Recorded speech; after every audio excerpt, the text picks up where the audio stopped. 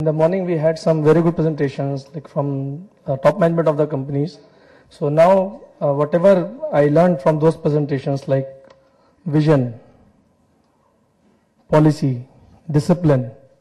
One very good word I heard: always on, training, planning, opportunities, sustaining, standing out or outstanding, doing better and better and better, constantly learning and evolving, and cracking on opportunities. So these are the points were told to us in the presentation. So I'll take you to a brief journey about my company. So I am from MRS Fashions. We are a Must Group company.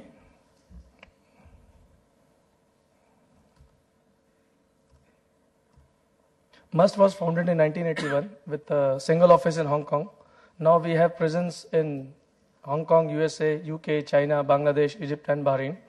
So under that you can see our companies. Must Garment Corporation is being the head office in Hong Kong. Leni Fashions and Kuntong is the recent addition in Bangladesh. MRS Fashions, Bahrain, where I belong to. Macton Investment China, one of the largest textile converter of China. And our marketing office in USA, Must USA. So I'll just brief you about my company. It's located in Bahrain since 2000. It's ISO 9000 and OSS 18,000 certified. Slowly we are going for now environmental management certification also. That at present, as on date, we have 2,294 workers producing almost 12 million pieces annually. This year target is 11.78 million pieces. Centrally air conditioned, is duty free to USA and EU. We produce casual and career bottoms. Now recently we are foraying into knits and rayon pant. And last season we did approximately 3 million pieces of knits. Next year we plan to set up a new system completely for knits. We have everything on-site: washing plant, ETP, water recycling, treatment. There is no subcontract, so everything remains under our control. These are some of our customers. JCPenney along with Liz Lebon being our largest customer. And we have Hager and Columbia. These are the high-end customers along with Levi's and Mango. We do a lot of Walmart, Macy's, and Bell, Kohl's, and Taylor and Federated. Now, I'm here to present about this. This is the nutshell of all my presentation. When we started in 2000, so 2000 July actually we started, so I'm taking it to 2001. In 2001 we had 6 lines, we produced 1.5 million pieces. When we look at 2013, we had 18 assembly lines and we produced 7.1 million pieces. Now there has been 200% growth in production capacity and 357% growth in production volume. If we look at the production capacity, from 6 lines we have not gone to 18 lines. Rather, from 6 lines we have gone to 11 lines. Balanced lines run as a day-night shift operations. So at infrastructure-wise, we have added only 5 lines. If we take that figure, then the production volume growth is tremendously high.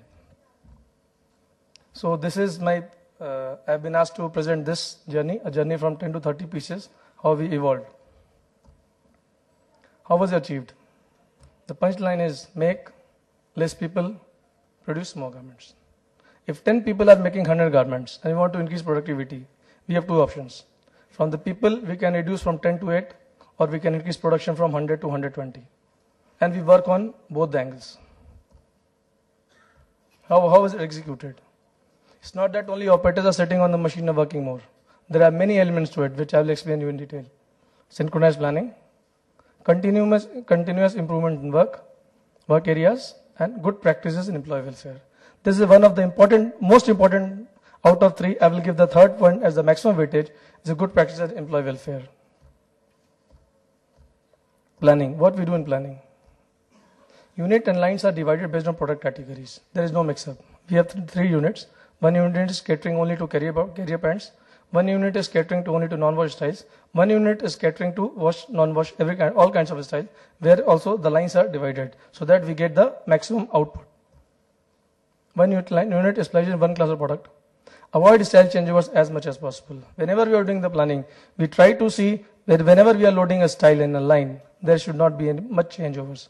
Because generally we work with bulk orders. So in that, whenever we have changeover, we lost production. And Bahrain is a very expensive place. We cannot have more style changeovers. Now we call this line continuity planning. So whenever we are doing projection for next 6 months, then also we'll see that how we can ensure that, okay, this style, we have 100,000 pieces March delivery, 100,000 pieces April delivery.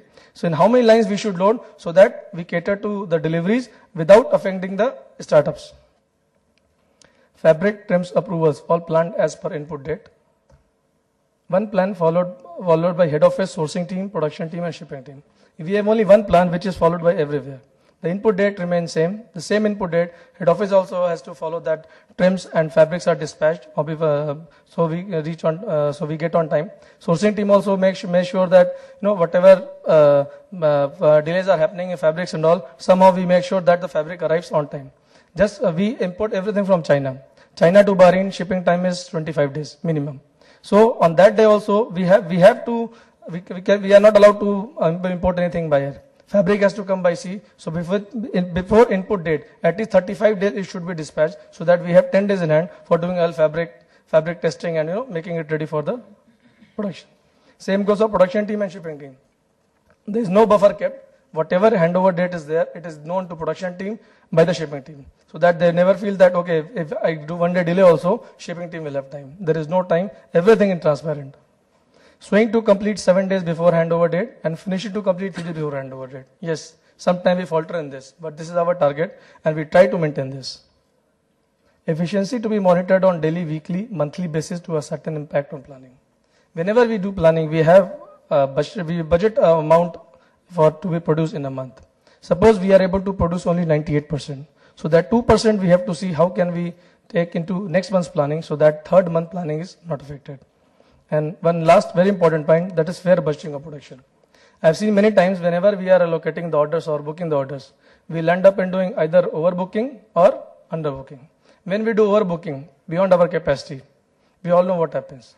Then we look for subcontracts, we look for additional working hours, we look for putting nights and holidays working. That all lands up into compliance issues, quality issues, that all we know. So fair budgeting of production is very important. So we know what is our capacity, how much we can produce. In our case, we have double shift operation. So one line works, another set of people come. So we cannot have lines working extra hours. There is no capacity available. So it said a well planned is half done. In our case, we said that if it is not well planned, we are inviting disaster. Now on work front. Work front, I will not take much time on this because this, I think everyone is much more aware on this, what we are. First thing we do is eliminate helper concept. Why do we have helpers? Is buyer paying for it? No. Buyer is paying for us to match waistband and body. Is buyer paying for matching 2 panels to a stitch? Is buyer paying for putting 10 marks? No. Then why should we have? In the factory, we don't have any helper concept. Only place where we have helper is back pocket attached. Wherever we have back pocket, where we mark. All belt pocket, waistband, there is no helper. There is no feeding helper. If you look at feed helper only, on a line of 60, average 7 to 8 people are saved in the helper. That matters a lot when you count your productivity. And we count productivity on per head, not on the machine, because manpower is more expensive than the machine. Style engineering and process standardization. Whenever a new style is coming, we have a team of people, we get along and we engineer the style. How can we improvise this style? How, without changing the aesthetic looks from, how can we change? Because sometimes buyer is asking for a different seams, inner waistband and all. That all we can suggest to them. Process standardization. Like when, as I said, we are doing bottoms, trousers. So in a welt pocket trousers, welt pocket remains same. It should be functional to accommodate your wallet. But every wire has a different kind of construction in the welt pocket. So that also we have standardized and we speak to our buyer. Okay, boss, we will give this, and if you want any specific thing, then cost increases. So most of the buyers they agree because outside look remains same. Sometimes they want inside 5 thread or 3 thread or 1/4 inch top stitch or 1/6 inch. There are many nitty-gritties. So we try to standardize our product, our process, so that it caters to everyone. This is a very important point. Training of staff on machines to derive maximum performance. Now every machine manufacturer is developing machine which has got some PC boards. We buy the machine looking at their catalog, their presentation, their output. But ultimately we are not able to derive that much output from the machine. It is not fault of machine. It's not the fault of operator. It's not the fault of management. The problem is the people who are going to run the machine, maintain the machine, they don't know how to run the machine. They have not been trained properly. Ultimately, what happens? Every machine has got. Now you take any machine, be it Juki, Pegasus, they have good features, very good functions. But how the functions we don't use. Mechanics say ये फालतू है. It's not faltu. It's there. It's for use. The company would have spent thousands and hundreds of millions of dollars to develop it, but we are not able to use it because we don't know how to maintain it. So whenever we buy a machine, we make sure that the supplier or the technician or technical engineer comes there and trains our mechanics, so that we are able to use that machine. Utilize the machines to their maximum capacities. Like some of the machines we can shift to the input areas and maybe in the cutting section, so that those machines can run. Some machines we can use on a single shift line also. We can use double shift the machines, so that one machine can cater to two lines. We have to invest only in one machine. Mindless investment on automation never helps. This is a very real example. I'll just share one example with you. We had one supplier supplying switch stack system, not a switch stack system, I don't want to name it, some hanger rail system. So it was almost $500,000 project. Basically, we were getting stuck in finishing because we were doing carrier bottoms. Carrier pants, after ironing, whenever it moves to finishing, because of handling, they get crush marks. So he procured some $500,000 piece project, and we need some space. And so he said that you have to build a new place, you have to extend your finishing, so that because this thing requires space. Suddenly somebody gave idea. We make some hanger rails with hooks on it, 40 hooks in one stand. Now the ironman irons it, hangs the garment on the fold on the stand. After 40 garments are over, that stand moves inside. So the problem is solved. That one stand costed 1,500 rupees Indian currency. So I clicked the picture and sent to that guy. Can you advise something like this? Bola, sorry sir, I cannot advise like this. So we could have also gone and done this hanger rail system and increase the finishing and all. But mindless automation never helps. Whenever we go for automation, we see how much time do we need this machine? Because when you go for a new machine, a new brand or something new, then you have to have a spare inventory if you want to run the machine effectively. For that, you should have further orders for that machine. Okay, in one order, you will save 2 people, 3 people, we can save, no issues. But after 2 months, this machine becomes a liability for us. Because after 1 year also, if any order will come, we'll see, yes, boss, we have this machine we can use. But after 1 year, when we start going to run the machine will not work. Because machine is not being used, we will not have any spares to run. By combining handling with machine operations, there are some small helping operations like pocket bag turning and some like button attaching, putting mark, and hook and bar putting mark. These things we can combine with the machine operations, and there we can save on assembly front. Link payment to performance. Okay, this is a very elaborate thing. What we do, there are many ways. Different people follow different methodologies. I'll just explain about mine. What we do, we have a line of, our standard line size is of 58 to 70 people in total, including supervisor, QC, everyone. So based on weekly output, everyone gets same incentive. We don't have operation wise incentive, we don't have single person incentive, we don't have daily incentive. So whatever is produced in 1 week, it is divided by 6, and we have average level up to what level what incentive is paid. So everyone in the line, they get same incentive. So there is a cohesion between them. Like if one operator is, maybe I'm not well today. It's not that I want to take leave, but I'm not well. I'm not able to perform 100%. Then within the team, they have this cohesion. They have the peer pressure to perform. Somebody will come and help. Supervisor will make sure somebody comes and do the balancing so that the output doesn't fall. Operation balancing. When I was in India, I worked in India for a few years. Suppose a operation requirement is 200 pieces per hour. And I am getting only 150 pieces per hour. So I need 50 pieces more. For that, we have to have one person who will make 50 pieces. And what happens, we'll bring any skill operator, I will ask him to make 50 pieces so that operation is balanced. This is wrong. We should not bring any unskilled operator to do skilled operation. Because first thing, he will not be able to give you the desired quality. Plus, the unskilled operator also is costing us the same money. So why don't we have the same person make 50 pieces here, and for the rest of time, he can be allocated some easy work. Make sense? Use effective monitoring tools. Now we have very good monitoring tools like RFID, GPro, where I think from Intimate, the gentleman told me that in 1 hour, if the production drops, they get the SMS, where is the anomaly, what was the bottleneck, and everyone including CEO runs down to the floor to solve this. So this is a monitoring tool. that helps them to achieve the efficiency. Now, I'll take you to the, on personal front, what we do for the welfare of operators. Whatever we talk, whatever systems we talk of, it's ultimately the sewing machine operator who's going to sit on the machine and work. Not me, I will not work, my production manager will not work. So how to make sure that he comes to our line and starts performing. So we don't work on give and take relationship with the workers. We work on give and give relationship. We give this to workers. I'll just explain you what all is provided to workers. So whatever is provided to workers is provided to all the workers. It's not depends on performing workers or low performing workers.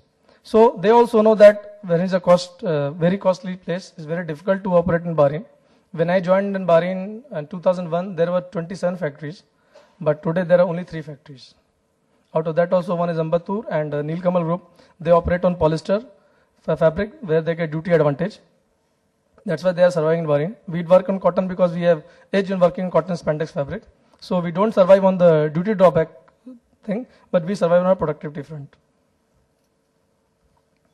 Just to start with the compensation, because this is the biggest motivational factor. One CTC fee of an operator is $600, $600 to us.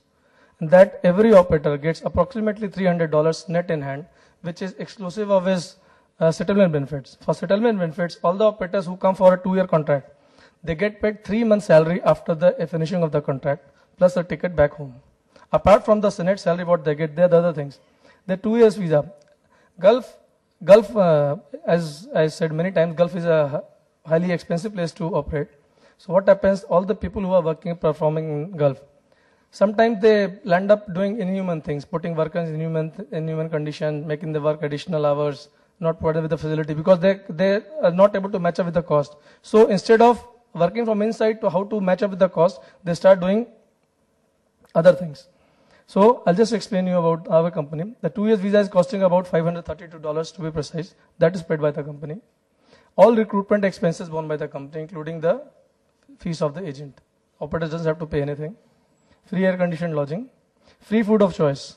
We have North Indian, South Indian, Bangladeshi, Sri Lankan, Burmese. All kinds of food are prepared with an option of vegetarian, non-vegetarian. Every person who has got an ID card, it is given. Like I am from India, I am from northern part of India, and my food choice is vegetarian, non-vegetarian. So we have food prepared as per the nationality, as per the choice. And the same food is prepared for the CEO of the company, and CEO and worker, they eat in the same canteen, same plate, same queue, same utensils. So this is the quality of food we maintain. Free medical assistance. Joining a return airfare also is borne by the company. Even pre-employment checkup. Whenever you have to come to Bahrain, there are certain agencies approved by Bahrain government where you have to undergo a medical checkup. Once it is passed, then only visa can be applied. That costs approximately 4,000 Indian rupees. That also is borne by the company. That operator doesn't have to pay anything. Work environment. So factory is completely air conditioned. Aisles are clear. There is no hazard. Accommodation. The lift to accommodation provided by the girls, obviously away from the boys. All our accommodations are air conditioned. The right one, which is awarded as the Bahrain's best labor accommodation. 1,200 male operators stay in the one building. It has got 60 entry and 60 exits. Each room has got its fire detector and fire sprinkler. From each room, the nearest entry, the exit point is less than 4 meters. It is awarded as Bahrain's best labor accommodation. Our Honorable Mr. Minister, Mr. Sushma Swaraj, was in Bahrain of 6th of September. So her visit was due, but due to her other commitments, she could not come. This is the accommodation. This is the corridor. This is the badminton court. The operator room. One room is approximately 240 square feet. 8 people stay. They are conditioned. And in fact, toilets and wash basin also. Each toilet and each washroom is allocated to a room. The key is given to the inmates of that room to have the control and the cleaning part. Other benefits. We have tie-up with the banks for salary. Each operator has got his bank account with the ATM card. Salary is not given cash. Salary transferred with incentive is transferred into the bank. All the accommodation are at throwaway distance, but still we have our own fleet of vehicles for transport of employees, so that they don't have to walk. Even for our one unit to second unit is 1.1 kilometers, but that also we don't allow them to walk. We have our own fleet of vehicles for their transport. Kitchen and dining. This is our kitchen. In Bahrain, having a kitchen is very difficult because there was a incident of some food poisoning. So now, for the last 2 years, if you want to have a kitchen, all the people who are working in the kitchen, they should have food handler certificate. They should undergo some special medical tests. Then only you can operate kitchen. And this kitchen is our kitchen is approved by Ministry of Labor, Bureau Veritas, ITS. These are the dining halls. Healthcare. We have free periodic medical checkup camps every 3 months. We have male nurse around the clock. Medical history of each individual maintained.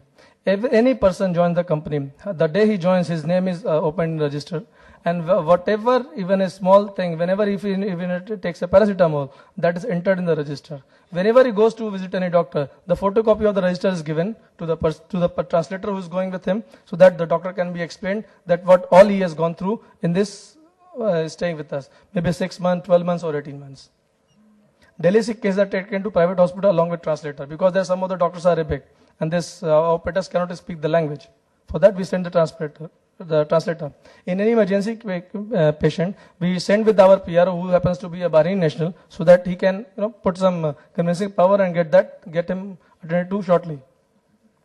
Daily checking, recording and follow blood pressure and sugar of chronic patients. Every day 10 people blood pressure and sugars are checked, and the people and the workers who are having problems with blood pressure and sugar, their record is maintained. They are monitored every week, by week, depending on the case. Therefore, them now we are trying to have one small kitchen to prepare special food for those cases. All medicines are given free of cost. Cost of the medicine is 10 times in Bahrain, is 10 times as compared to India. So whenever we come to India, like I have come, I'll be carrying some medicines. Antibiotics are extremely expensive. A pack of amoxicillin, 10 capsules, here it costs 96 rupees. There is cost approximately 840 rupees. So then also, if it's not available, we buy and give. All medicines are given free of cost to the workers. I'm just explaining this, that what makes them to sit and work for us, for the company, in turn this. And whenever they come, they are explained about the cost, about the facility, how we are surviving, what is our margin, and in which margin, how are we operating, what is our breakup. If we don't achieve this, it will not be viable to survive in Bahrain. Safety concerns. Employees are trained regularly on job safety. Regular hazard identification and assessment carried out and subsequent corrective action are taken. We have health and safety meeting done every month, including which is chaired by the CEO. So in past 1 month, even if we have a small incident where a needle is pierced, that also is discussed. From this we found out, we had 2 cases where two operators' finger got a little bit of damage because of a snap attach machine. Then we went back to supplier, we found out sensors. Now we have installed the sensors. Now the sensor senses the thickness of the object. If a fabric is there, machine will run. If finger comes in the operating area, it will sense the thickness, machine will not work. So just because of our analyzing and doing these preventive actions and working on this risk assessment, we were able to find out that sensor. Regular training of firefighter done by approved agencies. We have approximately 18 to 19%. 18% is the norm for JCPenney. We have 19% people trained in first aiders and firefighters. The first aiders trained are Red Crescent Society. These are the custodian of first aid boxes. They are also selected like factory, accommodation. Each floor, each wing of accommodation is covered so that none of the area is left behind. Now committees. We have certain committees for the welfare of the people. Welfare committee, health and safety, canteen, gymnasium, sports games, entertainment, magazines. All these committees, we have mostly workers and 1 or 2 of management people. Because whatever concerns they have, they can come, they can inform to the managers, and managers can bring to the notice of top management so that corrective actions can be taken. Other activities. We have picnics and other things. The lady you can see in the white suit, she happens to be the wife of our CFO. So, Nitesh, we have 5 more minutes. Okay, sure. So it means, I just want to show that the top management, we take workers as our family members. So we are with family, we are involved with them. Whenever we have holidays, like we play tambola and other things with them. With the ladies, sometimes my wife goes, sometimes she comes, and whenever we go for picnic for male members, then we as a management staff accompanies them. Social compliance. We are totally compliant with all labor laws, fair working hours, no forced labor, no child labor, no discrimination, fair wages. This is our social objective. Protection, promotion, and integration of social values within our company is the basic principle followed by MRS Fashions WLL. Grievance handling. I'll just take a minute on this. We have a very well-defined grievance handling procedure. Let me clear it. Okay. Now, one thing I would want to emphasize here. If you see from down the line, from third is general manager production. If they have problem, they can approach general manager production. But fourth is workers line representative. Worker representative is one of the operator working in the line. He is the line leader. So it means if your general manager is not able to solve the problem, you can approach your line leader. He has got more weightage. And every senior person is easily accessible. Out of all the people in the chain, everyone has the telephone numbers, and senior management can be approached anytime 24/7. Now, while doing this, what do we want to achieve this? As I said, we work on give and give principle. We give this to the workers and they give us a return. So by doing this, we are able to implement, we are able to develop, we are able to evolve the uniformity of goals, where every person in the organization talk the same language.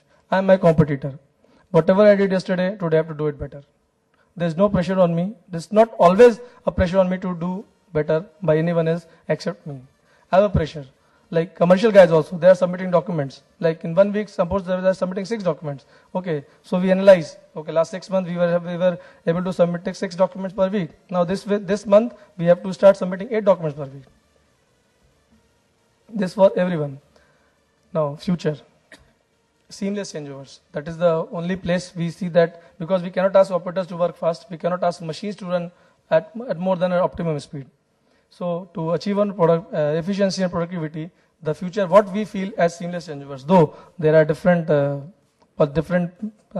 concepts, different factories, different consultants are giving many more approaches, but what we feel, what our target is. Earlier we were having 2 days of production loss in the complete startup of a style, that we have reduced to 1 day. Now target is to reduce by half a day. So we are working on certain point. I will just share with you. Pre-production activities done as per TNA. So whatever pre-production activities are there, they have a pressure so that it is closed before the input date. Whenever fabric is required for cutting, fabric should be ready for cutting, no matter what. The fabric guys, shrinkage guys, they have to make sure that fabric is ready. Skill allocation done and training needs identified. New style is coming. When it's loaded, sometimes we don't have a skill. So before that, we have to analyze and see what skills are required. Training needs identified, but training needs executed with result. It's not that we are training people, but the training need should come up with the result, so that whenever we are loading the style, we are not having any hiccups. Production, maintenance, technical and quality team made aware of their rules. So there is no confusion. Maintenance will not wait for production to inform them. Maintenance, they have their own schedule when the style is starting at what time. So before 1 day, the machine should be ready for the style. And analysis of previous failures done and corrective steps taken effectively.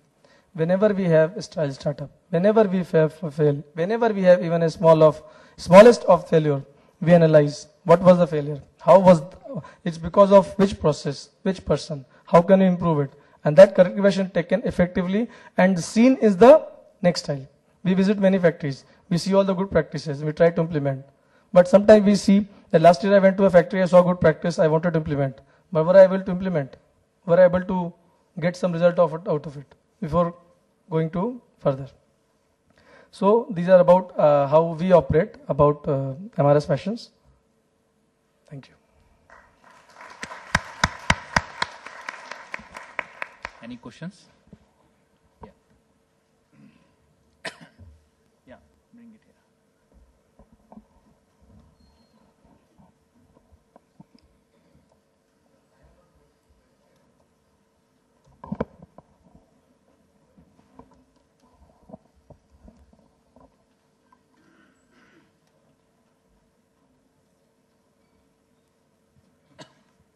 So for production, you have 2 batches running over the day. So is it 8 hours or is it 12 hours a batch? 10 hours a batch. 10 hours a batch. So your factory works for 20 hours. Yes, sir. And 4 hours is given for setting up and cleaning and Yeah, setting up and the cleaning. Actually, first day shift and night shift, there is a difference of only 30 minutes because 15 minutes is given for operators to clean the machine and go. And all that. In the morning. What is the shift timing? First shift timing? First shift timing 7 to 6. That includes 1 hour of break, which includes 2 hours of overtime. And the second time? Second shift starts at 6:30, finishes off at 5:15 in the morning. So 5:15 till 7 is till 6:45. 1.5 hours given for extensive cleaning of the factory. Because the factory is air conditioned, we don't have much exhaust fan which can blow the lint out. Right. So it is all cleaned with 1.5 hours given for extensive cleaning of the machine. Okay, so that whenever workers come, factory is neat and clean and fresh for them. Okay, sir. Now my next very relevant question is that if the tailor is working, machinist is working for 10 hours, 10 hours, give a break of lunch and other things, it comes to approximately 9 hours? Or is it 10 hours actual working? And it is 10 hours actual work. 8 hours shift and plus 2 hours of voluntary overtime. 10 hours means 600 minutes, sir. Yeah. Have you timed, sir, in 600 minutes, what is actually the machine needle running time? Actual needle running Or time per is, hour or per 6 or for the day? actual needle running time depends on the operations. Like if you look at the longer seam joints, where there the machine doesn't run very long. But if you look at the small operation, it runs. So yes, and the machine running time will be somewhere approximately slightly above than 30%. So it will be under 30%, sir? Yeah, it will be slightly above 30% because mostly whenever we analyze the efficiency improvement, it is the downtime where we have to save on. Okay. So 3 hours is actual machine running time Yeah. for the 10 hours. Yeah. Thank you, sir. Yeah, here.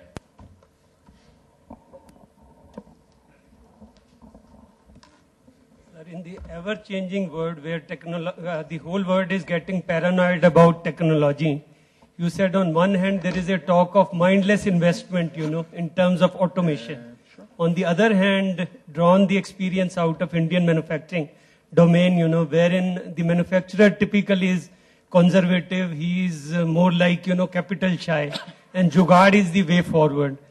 With your experience, how exactly do you see that leap forward for Indian manufacturing space? So there's a thin wall between required automation and mindless. What happens? Like when we do have automation, like for loop attach machine, well pocket machines, we do have machines.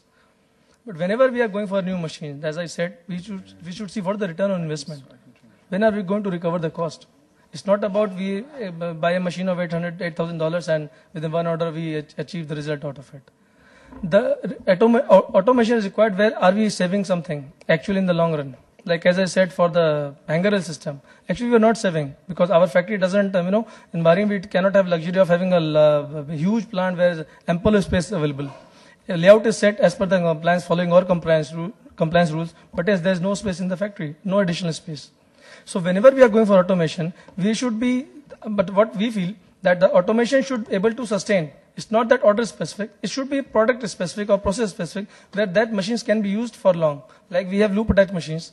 Loop attach machine from 5 years they are working continuously because all these styles have loops. So there we see that yes, is a potential of investment of automation. Automation only we have to analyze what is the return on investment and up to what extent this automation will help us. In our case, as I said, one person cost USD $600 with the CTC, which is more expensive than a single-handed machine. So when we save 1%, okay, it makes sense to put $5,000 in 1 year. We have the return investment. But here, where the cost is about 9 to 10,000, say 12,000 rupees, 14,000 rupees. In that case, whenever we are going for automation, we see actually what is the benefit we are deriving. It's not based on what supplier is projecting the output of the machine. It is what about other factories are able to drive out of it. So based on that only we take decision for going for any automation. Thank you very much. Thanks, Nitesh. And just some question. Yeah. Nitesh, yes. Do you think this model can be replicated here in India? Yes, sir. It's not that it cannot be replicated, but there are many things to it.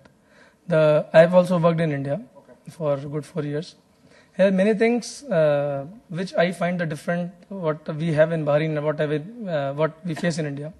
First thing is skill, development of skill, sustaining that skill. We have operator. You buy a $20,000 machine. You train the operator to work on that machine. After 3 months, Diwali comes. He goes home. He never comes back. Fabric availability. Our fabrics all come from China, which has only vessel time is 25 days. I'm not talking about fabric preparation, fabric inspection time. So we make sure that fabric is shipped on time. Fabric supply, trim supply, skill sustaining, and this is the important factors which I feel we'll have to work on. Plus, some of the eminent speakers said support from the government. That makes a lot of difference. My question was, you get workers from India, you get managers from India, you get probably owner is also Indian, I believe. Yeah. So is there something in the air of Bahrain which makes them sustainable, or this skill? The same skill you are taking from here. I'll answer this because, this person who is the CEO and director there was senior in my college. He was my chief prefect in my final year. Okay. This person, he went to Africa, he worked there, came back, did his MBA, went to Bangladesh. There he found that it was very difficult to work in garment factories and it was a lot of hard time. Then he went there and set up factory in Bangladesh, Bahrain. There, the whole objective was he wants to enjoy more holidays and want to have a easy life. Then their whole objective when they work for 4 or 5 years is a lot of engineering. Ultimately, you can't correlate to what you are doing with what MRS Fashion is doing because the operations, the orders, everything is different. But the whole concept behind, if you have short orders, you have to work whole of your factory while there will be a lot of engineering which needs to be done, lot of commitment of people and so that they ultimately after a few years they want to enjoy life. Now this guy is for sure 3 years, 10 days, 15 days he goes for holidays with the family. So to ensure that all of this happens, I think it's step by step that he has taken the factory with the team that he has here to this level. So while we can keep on drawing a lot of similarities, I would say because I have seen him through in last, from the way he was in my final year till now, he's managing the whole factory for last more than almost 12, 14 years. So it's all commitment of one person to enjoy life and being in garment industry. Then they worked on engineering and made it happen. So while we can draw similarities, there will not be many, but I think this is the crux because we keep on meeting every year, twice or thrice with Mr. Harinder Lamba, who is their director and CEO. I think and that he made the team also work in the same manner. You mean Harinder can do the same wonder here also? Of course. If you can do it, why do you call Harinder? You can do it. If Harinder has to go everywhere, then what's the point? I don't know. My knowledge is limited. If you have any factory with 2,200 employees producing 1 million garment every month here in this country. Sir, anybody here in India doing? Sir, No, that's the reason I want to know what is there which cannot be done here and why. Acha, okay, Kesarji is now standing up. I think we have to continue, otherwise he'll say what moderation you are doing. So I'll invite my next speaker. Okay. Hi, quick question, and I'm sorry it might be confidential, but I'll ask it anyway. Can you share your average FOB and your average CMT? Average FOB I can share, but CMT will be slightly difficult because that is all done in Hong Kong. So we were given. I'll just tell you how do we do the costing. Sure. So we have a line cost, all the factory. We know the number of lines and we know our cost. So we have a line cost. So we take a standard line size of 50. Sorry, I will take a minute or so to explain in detail. Our line size we say is 80 people per line. That includes 58 in sewing and 22 in finishing. So wherever we do a costing of this style, we see how many pieces, what is the optimum. Our optimum target is 2,100 pieces per style. So suppose some style will take 66 manpower to make 2,100 pieces. So then we come down to, okay, if 66 we are making 2,100 pieces, then on how many pieces will we make on 58 pieces? So we quote that, okay, this is the standard target. Suppose 1,600 pieces or 1,500, whatever it is. So on base of that, Hong Kong does the CM part. But as on FOB part, our FOB for a normal 5-pocket corduroy pant with ladies pant with contour waistband with enzyme wash is somewhere around 7.5 to 7.7. I would add here that Nitesh is here for the next 2 days also. In case we desire, we can set up a separate meeting to have a detailed interaction and discussion. Yeah, thanks.